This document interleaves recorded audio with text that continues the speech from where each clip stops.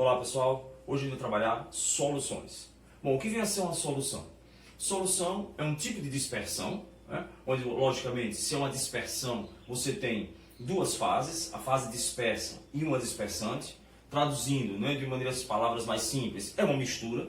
Entretanto, essa mistura, essa dispersão, obrigatoriamente terá que ser homogênea. Então eu posso dizer que solução é uma mistura homogênea e, logicamente, toda mistura homogênea já estará implícito na cabeça de vocês, vai ser chamada de uma solução. Beleza? Então, pensou em solução, pensou numa dispersão, numa desagregação, né, de duas ou mais substâncias em um determinado sistema, onde nessa desagregação, nessa dispersão, né, eu vou encontrar com certeza uma mistura homogênea.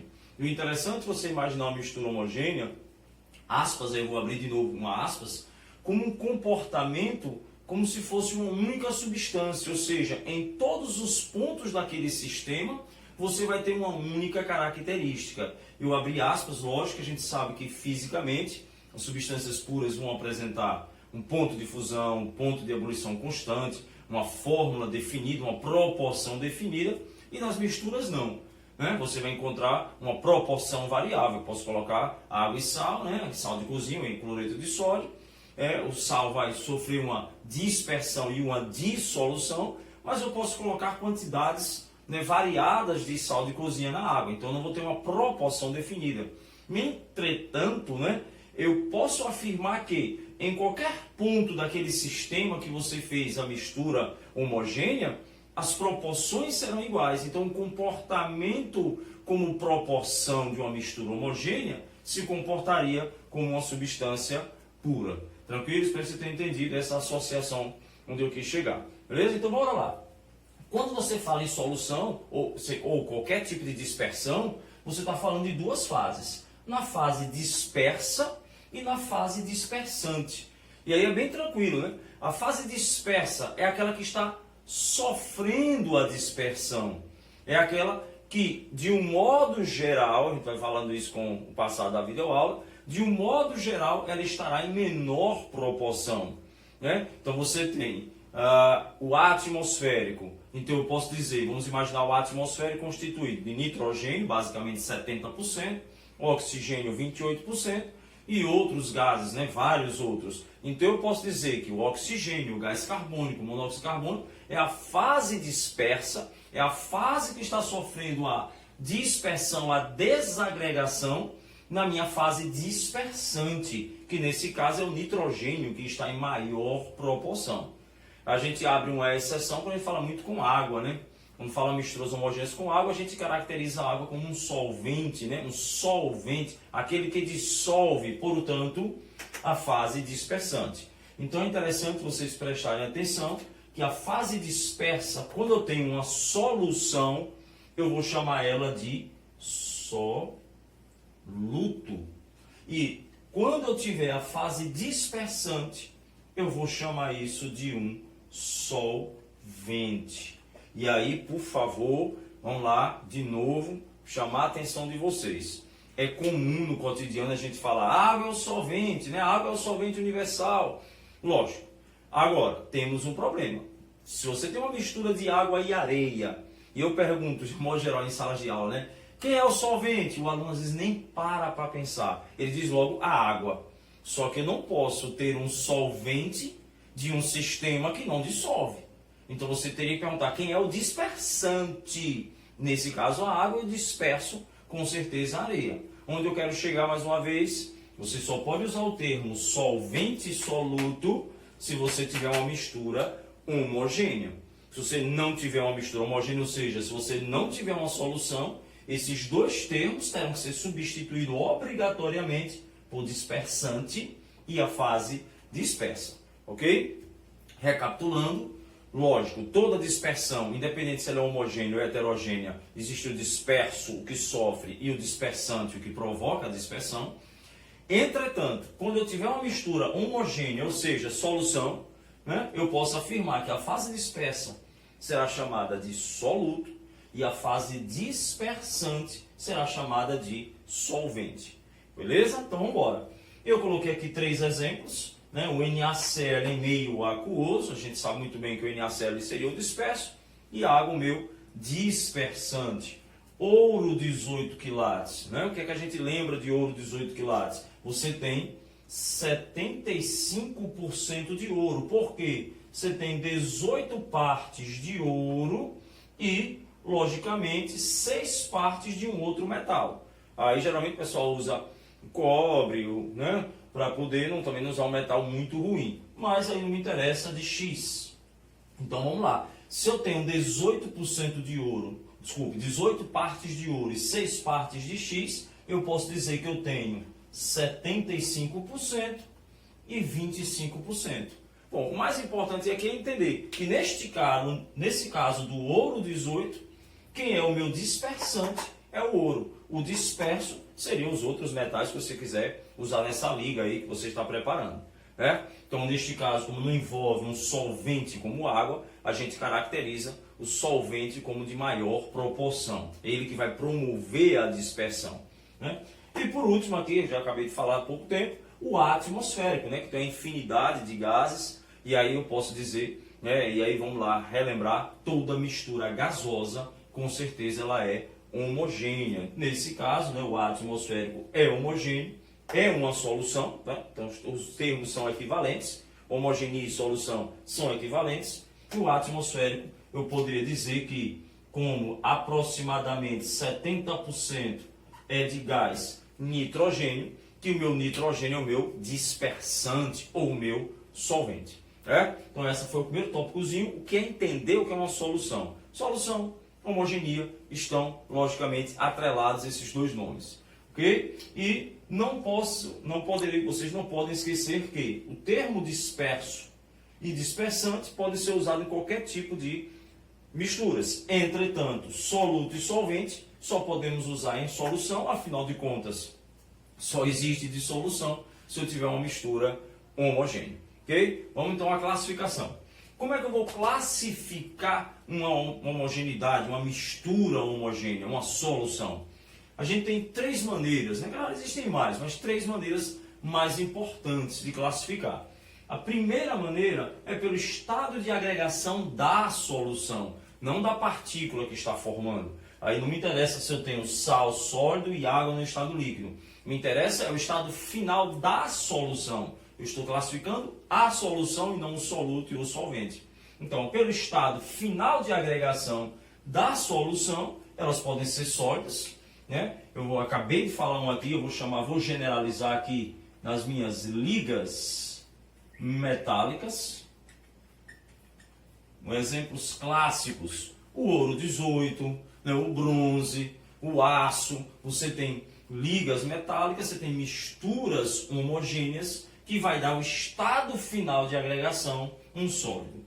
E aí temos as misturas, né, de agregação líquidas, são as mais comuns, né, de um modo geral, os refrigerantes, bebidas alcoólicas, a água mineral, a água potável, está cheio de particulado sólido, disperso e dissolvido em um sistema líquido, né? As bebidas alcoólicas, você tem o álcool junto com outras substâncias, com água inclusive, né? Gasolina, o álcool hidratado. Então você tem uma infinidade de misturas líquidas como estado de agregação da solução. Essas aqui vão ser que geralmente as que mais caem em vestibular, que mais a gente vai estabelecer proporção. Significa dizer que eu estou preocupado só com ela. Só uma curiosidade. Por quê? Porque são as mais comuns no meu dia a dia. É um remédio, né? Um refrigerante, é água, como eu disse, qualquer coisa, né, que está mais atrelada. Beleza? Um exemplo, vamos colocar aqui, já vimos, mas vamos colocar aqui o álcool hidratado, né? Vou botar aqui, ó, o álcool hidratado. E aí a gente tem vários graus de hidratação a depender do tipo, né, de álcool que eu dei, para onde, né, o destino que eu queira utilizar. Por exemplo, geralmente um álcool de limpeza doméstica em torno de 45 graus GL, né, ou 45%, que é uma proporção de concentração que a gente vai ver, né, nas próximas aulas. Então, mas a gente pode usar 70%, né, de novo, né, em moda, né, agora por causa do Covid-19. Então a gente pode usar o álcool 70%, que seria 70% de álcool e 30% de água. E aí vem o álcool do posto de gasolina, que é o chamado álcool anidro. Apesar de ser o nome anidro sem água, ele contém um pouquinho de água, em torno de 1%. Então aí não importa, né, a proporção, você vai ter uma mistura homogênea, você terá uma solução líquida. E gasosa, né, as misturas gasosas mais conhecidas, lógico, a principal é o nosso ar, né, atmosférico. Essa é a principal, né, mistura gasosa que a gente tem, né, que a gente mais conhece. Bem tranquilo. Então, só deixar bem claro que o estado de agregação é da solução, não é nem do soluto nem do solvente. E aí é só você visualizar o estado final. Beleza? Vamos mais uma. Vamos lá. Natureza das partículas. É a nossa segunda classificação. Quando você fala da partícula, você está falando da fase dispersa, né? Aquela partícula que vai sofrer justamente a dispersão. E quanto à natureza dessas partículas, a gente pode classificar essa solução em moleculares e em iônicas. E aí, professor, como é que a gente vai diferenciar? Uma das classificações muito importantes, não só no estudo das soluções, mas no entendimento da característica de uma solução, se é condutora ou não de corrente elétrica. Inclusive, vocês podem visualizar, né, em alguns autores, algumas aulas, que a gente pode mudar o nome da palavra soluções moleculares para soluções não eletrolíticas. Por quê? Porque uma solução, quando ela é dita molecular, ela vai logicamente se dispersar, ela desagrega, ela dispersa, ela se homogeneiza, entretanto, ela não vai conduzir a corrente elétrica, porque não haverá liberação de íons, nem formação de íons nessa sua solução. Já a solução iônica, como o próprio nome já diz, é aquela solução que, após, né, a dispersão, ela vai ter íons. E aí é importante vocês começarem a perceber, né, que o termo solução iônica não significa dizer que o soluto tem que ser iônico necessariamente, e sim que na minha solução eu tenha que ter íons, certo? Então vamos lá. O que caracteriza uma solução molecular? A princípio, uma solução não condutora de corrente elétrica, uma solução não eletrolítica. Vamos dar um exemplo aqui. Se a gente pega sacarose, C12, H22O11 e joga em meio aquoso, você vai perceber, logicamente, que ela vai desagregar, ela se dispersa, ela sofre a difusão, né, em todo o meu sistema, só que não haverá ruptura com liberação de íons. Então, como não há liberação de íons, eu posso dizer, então, que a solução final ela é não eletrolítica, então ela é uma solução dita como molecular. A molécula, a estrutura permanece inteira, certo? Tranquilo? De um modo geral, a gente tem as covalentes apolares, porque se ela é uma apolar, ela não tende a sofrer uma ionização. A água não tende a quebrar essa molécula, essa ligação e liberar os meus íons. Por isso que a gente diz que as moleculares, de um modo geral, são covalentes apolares. É lógico, né, que você pode encontrar várias covalentes com polos ligeiramente pequenos, que também não vai liberar íons. Mas aí são outros estudos. A gente está aqui mais preocupado apenas em se ela é uma solução dita molecular, que não vai ter íons dispersos, e nas soluções iônicas, logicamente que você vai ter íons dispersos. Então vamos colocar aqui dois exemplos. Vou pegar aqui primeiro o exemplo mais visual que eu posso ter, o NaCl. Por que eu digo mais visual? Porque NaCl é um soluto iônico, né? Eu já tenho íons, já existe o íon na minha estrutura. Então, ao colocarmos o NaCl em meio aquoso, você vai liberar esses íons. Então, você vai produzir o Na+ em meio aquoso e vai produzir o Cl- em meio aquoso. É o que a gente vai dizer que ocorreu aí uma dissociação iônica. Dissociar o termo quebrar. Eu quebrei a minha estrutura e soltei esses meus íons. Então, minha solução tem íon. Se minha solução tem íon, ela é uma solução iônica, né? Ou eu poderia colocar uma covalência com uma polaridade acentuada. Um ácido clorídrico é um ácido forte, o cloro ele é bastante eletronegativo, então ele puxa a nuvem de elétrons para ele. Então, eu não tenho íons, mas eu tenho uma diferença de eletronegatividade. Quando eu jogo isso em meio aquoso, o que é que a gente pode prever? Que a água, como tem um oxigênio altamente positivo e hidrogênio negativo, vai atrair esses átomos. Só que a gente tem que prestar atenção que o cloro ele está com uma nuvem de elétrons próxima a ele. Então o cloro está com uma nuvem, né, um vetor resultante aqui negativo e o hidrogênio positivo. Quando a água vem e promove a cisão dessa ligação, os elétrons do hidrogênio ficaram com o cloro.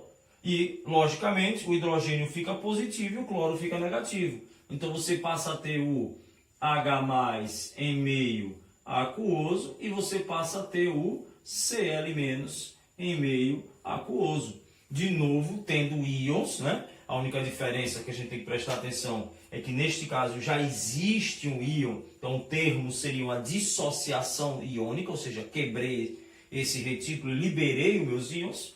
Nesse segundo caso, eu produzo o íon, então eu estou promovendo a ação de uma ionização.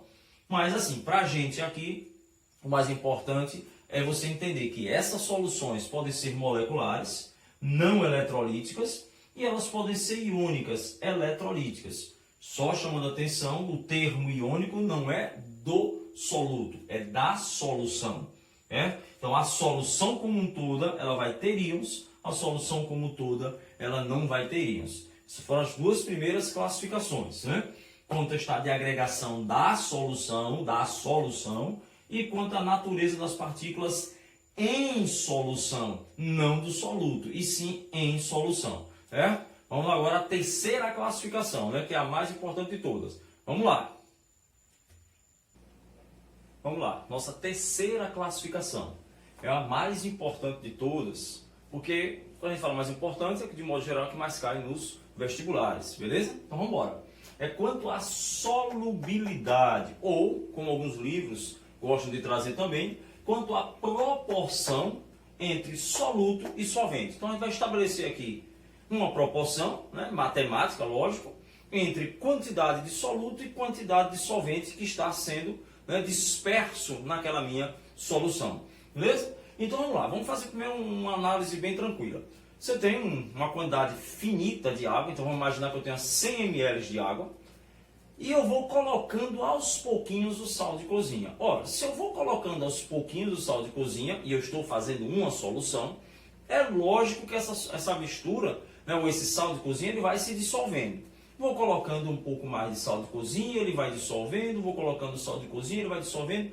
Vai chegar um momento que é chamado ponto limite, que se você colocar um pouquinho mais de sal de cozinha, ele já não dissolve mais. Ele vai precipitar, ele não vai ficar mais na solução.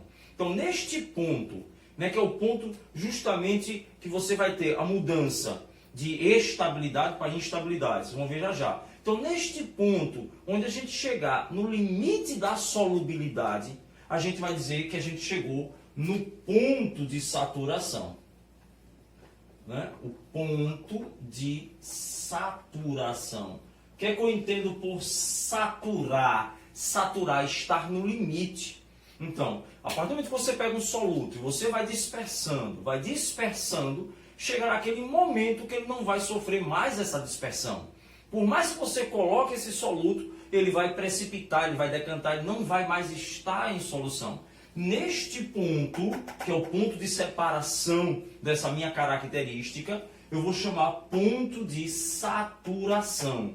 Né? Ou como eu posso dizer, neste momento, a minha solução ela vai estar saturada, ela vai estar cheia, né? Cheia no sentido de não conseguir mais a solubilidade.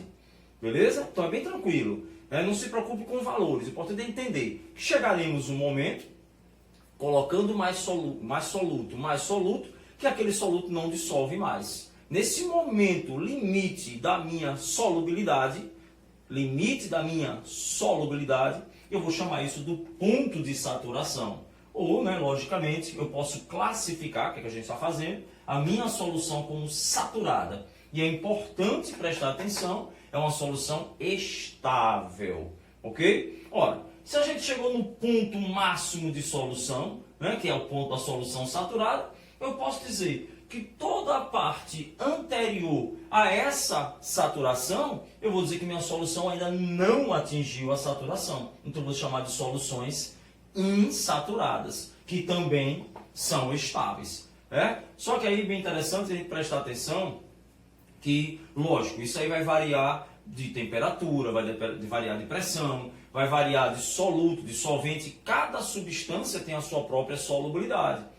Solubilidade, vocês já viram em anos anteriores, em outras aulas, é uma propriedade da matéria. Então é importante só ressaltar isso. Mas independente, né, da substância, quando você tem uma solução insaturada, onde a concentração do meu soluto é muito pequena em relação ao meu solvente, de novo, não fica preocupado com valores, entendimento, mas nesse caso é mais importante.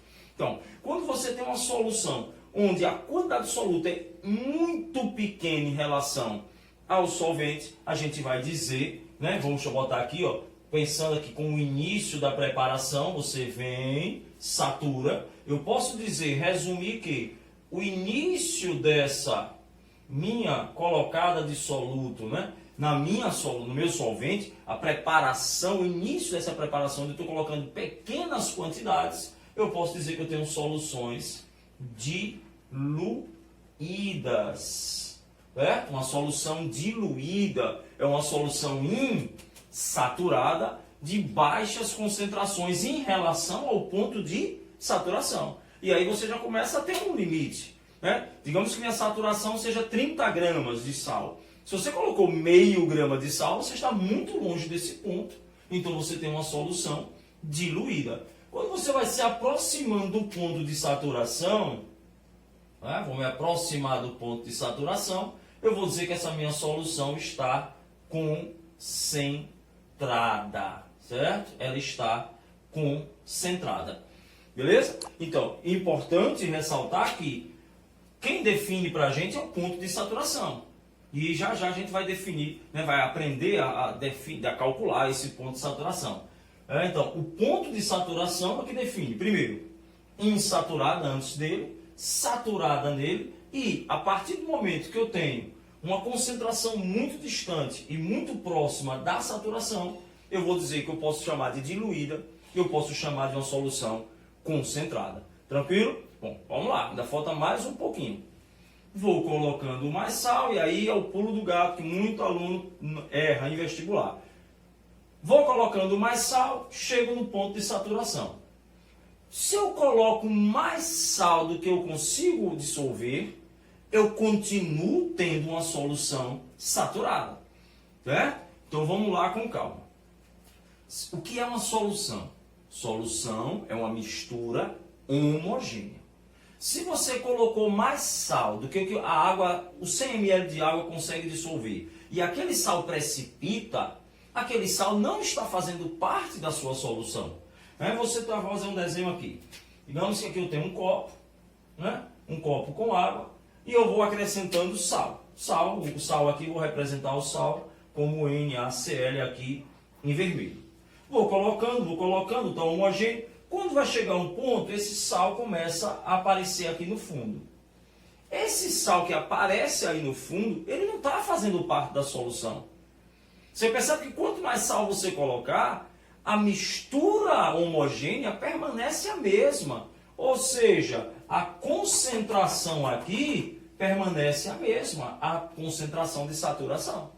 Então, cuidado, né? Como você, eu coloquei a mais, então ela está acima da saturação. Não, eu não tenho como estar acima de uma saturação apenas colocando um soluto, porque aquele soluto vai precipitar e ele não vai fazer parte da solução.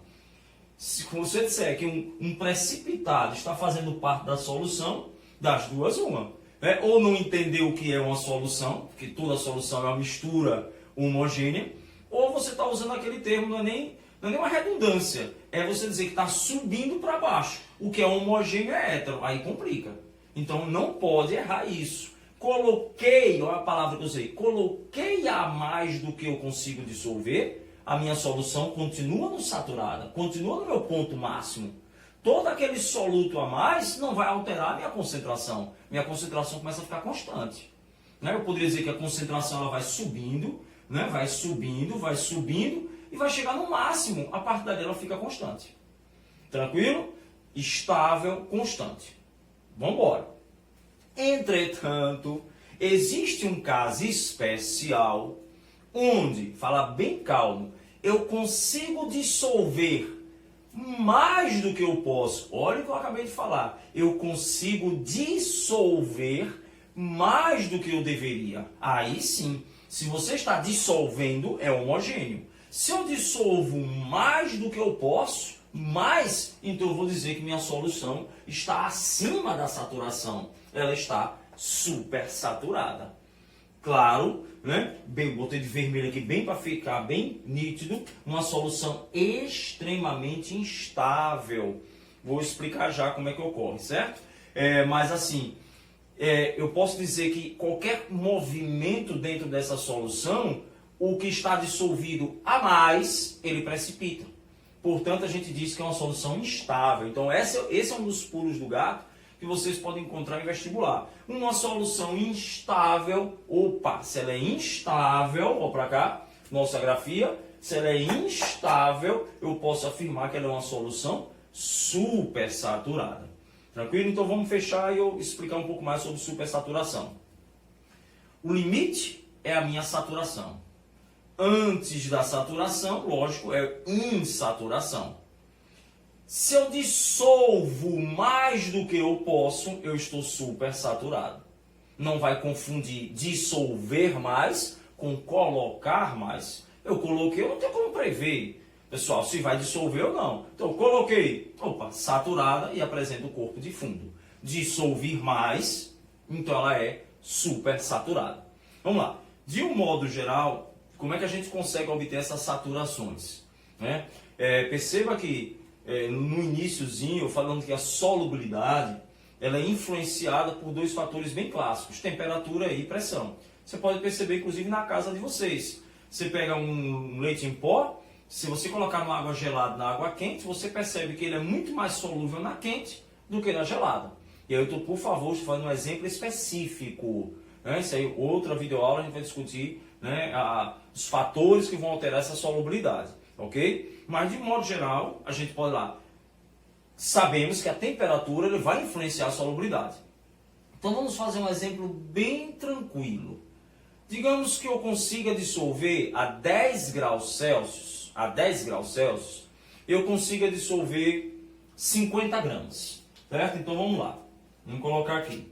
A 10 graus Celsius, eu consigo dissolver 50 gramas. E a 30 graus Celsius, eu consigo dissolver 70 gramas. Beleza? Eu já percebi que a temperatura alterou a solubilidade, vamos discutir isso depois. E nesse caso, de 50 passou para 70. Eu vou preparar a 10 graus Celsius uma solução com 50 gramas. Ela está saturada.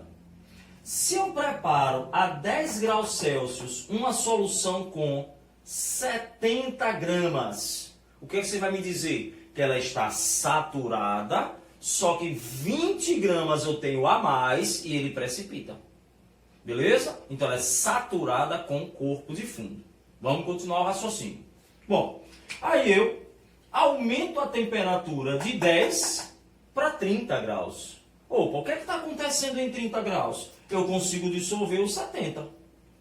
Então, quando você aumentou de 10 graus para 30 graus, você deixou de ter uma solução com corpo de fundo para ter uma solução sem corpo de fundo. Até aí tudo em paz, né? Eu saí de 50 e coloquei 70 até conseguir dissolver os 70 todo. Minha solução continua saturada nos dois casos, entretanto, no primeiro apresenta corpo de fundo, no segundo sem corpo de fundo. Aí vem o pulo do gato. eu vou diminuir essa temperatura de novo. Eu vou lentamente voltar a 10 graus. Ora, se eu volto a 10 graus, eu volto a dissolver no máximo 50. Beleza? Mas se de repente eu conseguir ainda dissolver os 70, eu deveria estar dissolvendo 50, mas eu estou conseguindo dissolver 70. Então eu estou dissolvendo mais do que eu posso. Eu poderia dizer assim que eu estaria enganando a minha solução. Então, a variação de temperatura é uma da maneira bem clássica que a gente tem de produzir uma solução supersaturada. Preparo uma solução com corpo de fundo, aqueço ou resfrio, isso aí é relativo. O importante é, eu faço que ela dissolva todo e depois eu volto. Quando eu volto, ela deveria precipitar, só que ela não precipita. Como ela não precipita, eu estou dissolvendo mais do que eu posso. Beleza? Então vamos fechar. Ponto de saturação é o limite. Antes, insaturada. Se eu dissolvo, eu vou ter uma solução supersaturada. Instável, estável, estável. Quem vai definir esse ponto de saturação, para a gente fechar essa nossa videoaula, quem vai definir esse ponto de saturação é matematicamente o meu coeficiente de solubilidade. E o que é o coeficiente? É a quantidade de soluto necessário aqui, ó, para saturar, meu limite, para saturar uma quantidade padrão de solvente. Justamente o que a gente viu. Então, se eu disser que meu coeficiente de solubilidade é de 30 gramas de, sei lá, vamos brincar aqui, de X para 100 gramas de água, eu posso dizer que esse é meu limite, então é meu ponto de saturação. Precisamos só, para encerrar de vez, prestar atenção em duas coisas. Eu preciso estabelecer aqui duas variáveis, que é a temperatura e pressão. São duas variáveis que vão definir a minha solubilidade. Portanto, eu teria que dizer, digamos, a 25 graus Celsius e 1 atm de pressão. Então, quem vai definir quanto você vai dissolver é meu coeficiente. E o meu coeficiente sempre me dará meu ponto de saturação. Então, bora lá. Se eu coloquei 1 grama beleza. Se eu coloquei 28 gramas insaturada, a diferença é que eu poderia dizer que essa aqui é diluída e essa é concentrada, beleza? Se eu colocar 30 gramas, ela é saturada. Ou se eu vou falar, coloquei 40 gramas, continua saturada. Agora vou fazer a perguntinha. Vou botar de vermelho. Dissolvi, vocês estão ouvindo aí no áudio, dissolvi 35 gramas. Eu dissolvi. Se eu dissolvi mais do que eu posso, ela vai ser então super saturada. Beleza? Portanto, não decora. Quem vai dizer tudo para você é o seu coeficiente de solubilidade. Beleza? Pronto, essa foi a nossa primeira videoaula sobre soluções. Nas outras a gente vai discutir os fatores que alteram a solubilidade e começar a aprender a estabelecer essas proporções de concentração. Beleza? Um grande abraço, pessoal. Tudo de bom para vocês.